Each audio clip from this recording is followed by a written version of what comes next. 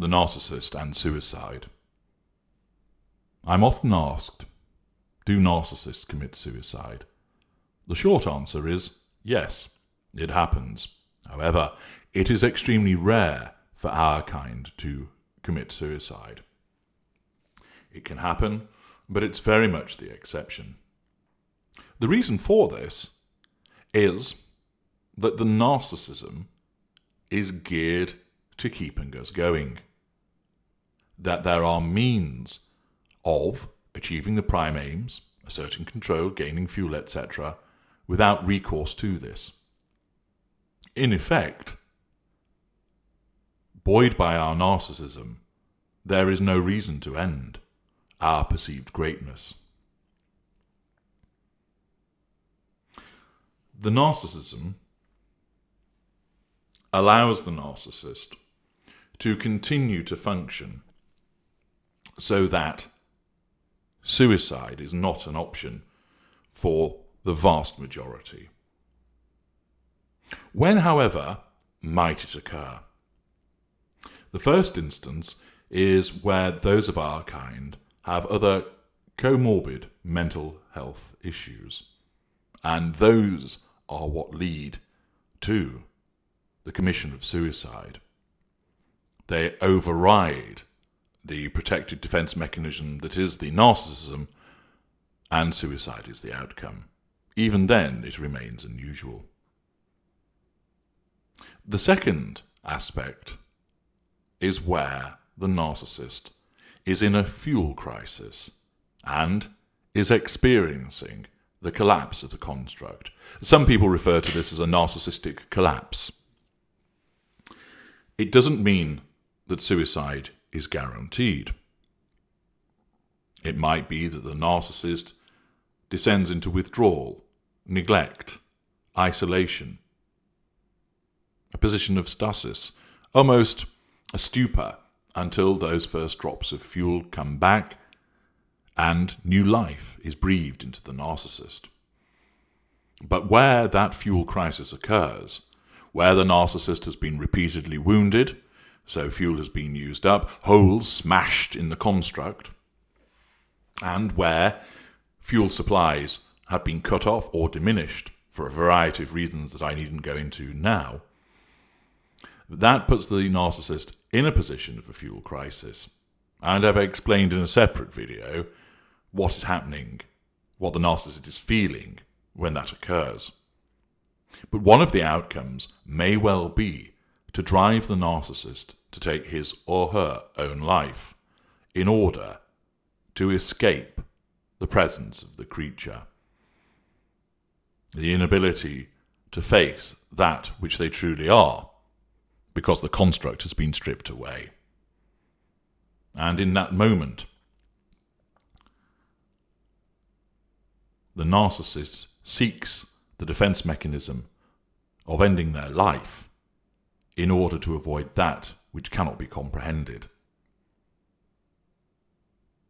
It is, however, unusual because the narcissism fights tooth and nail to, first of all, of course, prevent the narcissist getting into a position of a fuel crisis in the first place, and even where it happens, still continues to try and cause the narcissist to remain in play, to remain alive, waiting until those first drops of fuel come from somewhere, from anywhere, and then the narcissist can start to ascend from the depths of the abyss.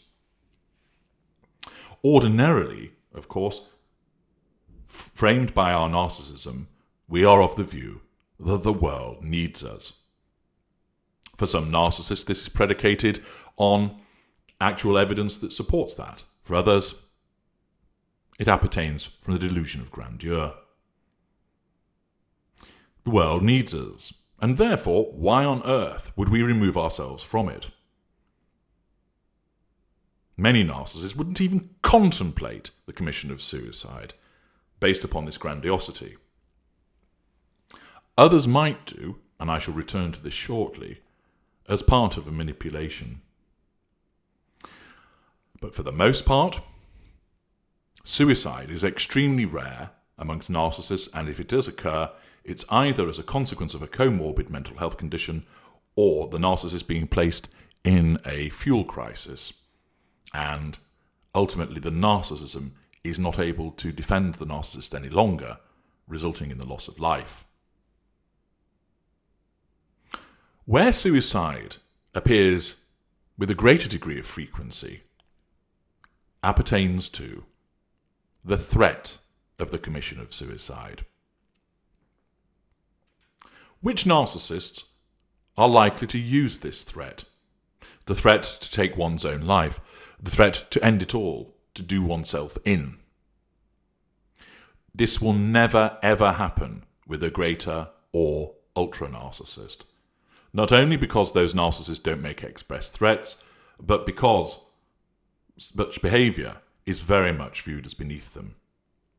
It would be extremely rare for the threat of suicide to be utilised by the upper lesser type A, the upper lesser type B, or an upper mid-range narcissist.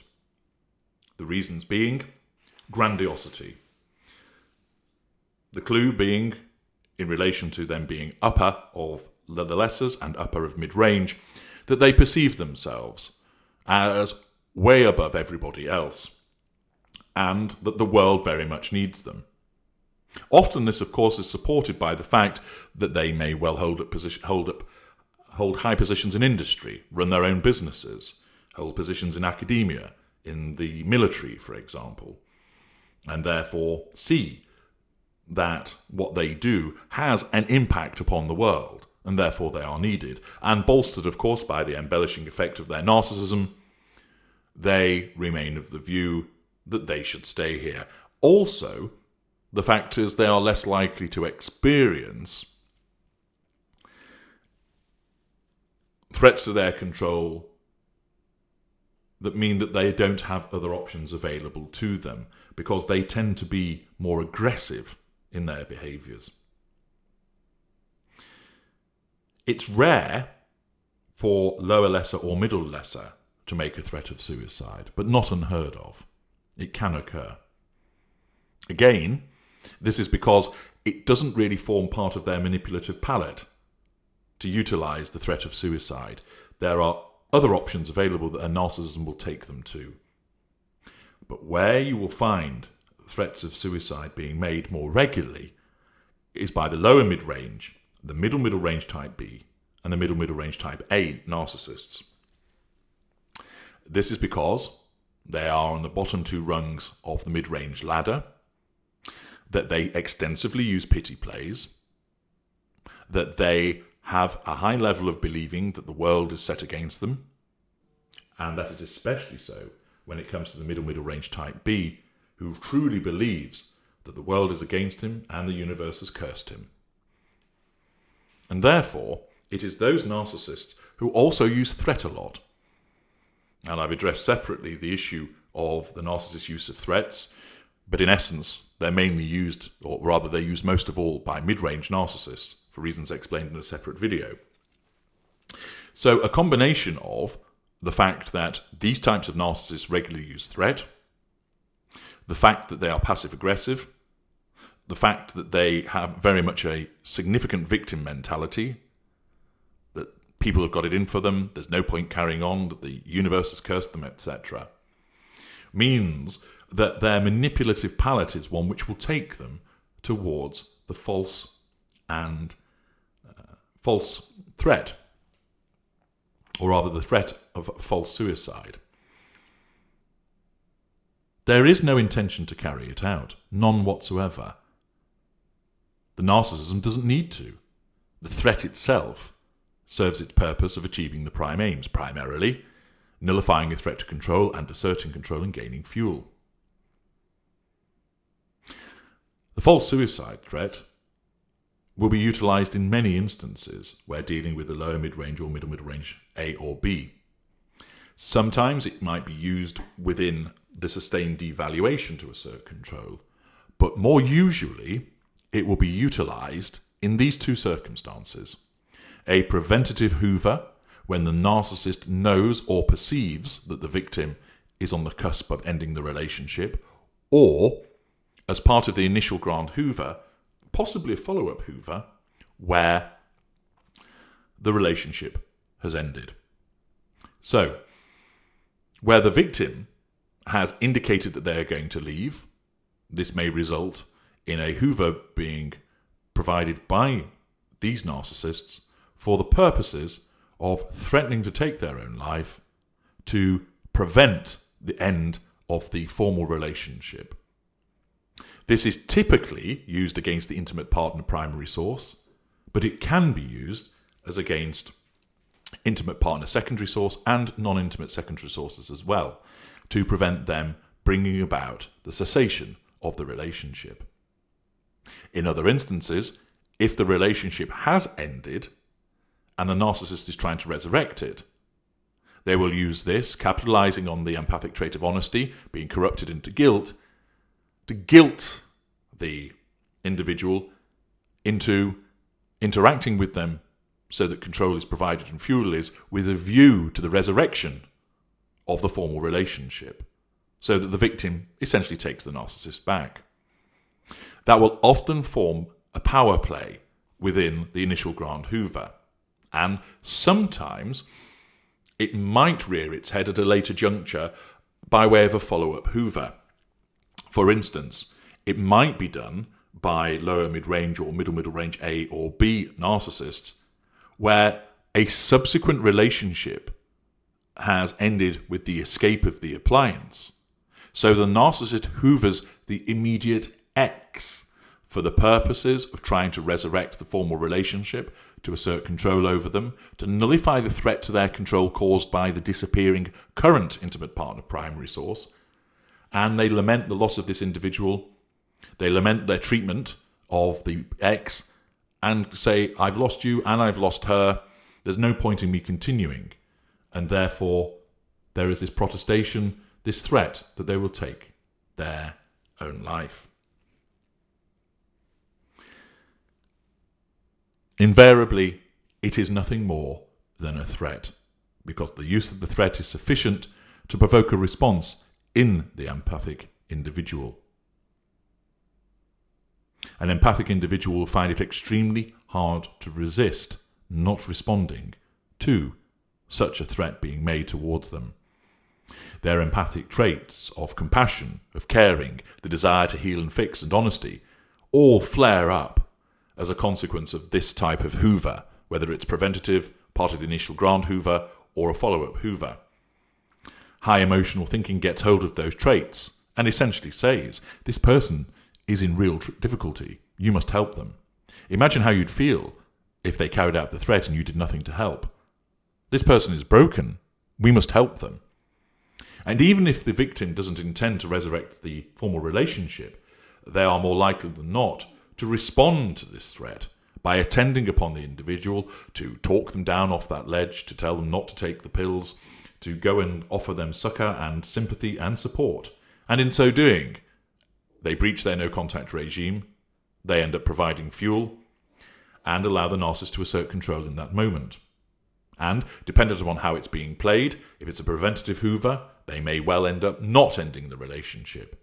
If it's part of the initial Grand Hoover, they may be sucked back in to the resurrection of the formal relationship. And if it's a follow-up Hoover, that may also lead to the resurrection of the formal relationship. The victim's attempts to get out fail. The victim's attempts to stay out have failed.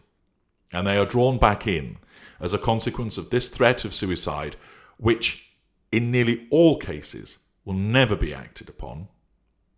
And as a consequence of the corruption of their empathic traits by emotional thinking, they feel moved to do something about it, rather than maintain the no-contact regime. The difficulty is, of course, for many victims, is they cannot bear the thought that if, and it is a huge if, the narcissist was to take their life, that it had something to do with them. They wouldn't be able to live with themselves. But the reality is, it's little more than a threat, because most narcissists will not do it, because the nature of the narcissism is a self-defense mechanism. It doesn't want the narcissist to disappear.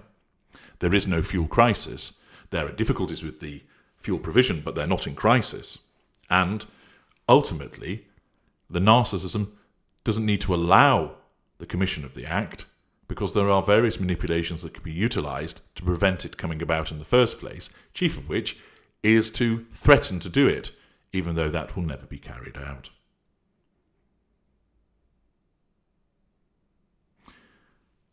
When it comes to the narcissist, suicide is extremely rare. What is more likely is that you will be on the receiving end of a threat to commit suicide, which will not actually be carried out. And as I've explained, the narcissists most likely to use this threat against you are lower mid-range, middle mid-range, type A and type B, and it is done to prevent you departing or to disrupt your no-contact regime. And if you want to understand how you should respond to that, and the impact it has upon you, and how you should deal with these particular threats, this is set out in my book, No Contact, in relation to the power plays, number 8.6. And you will find more information about that to protect yourself and also to avoid those feelings of guilt that will manifest. And the point remains, it's highly unlikely that it will ever happen, and once again, you are being manipulated. I'm H.G. Tudor. Thank you for listening.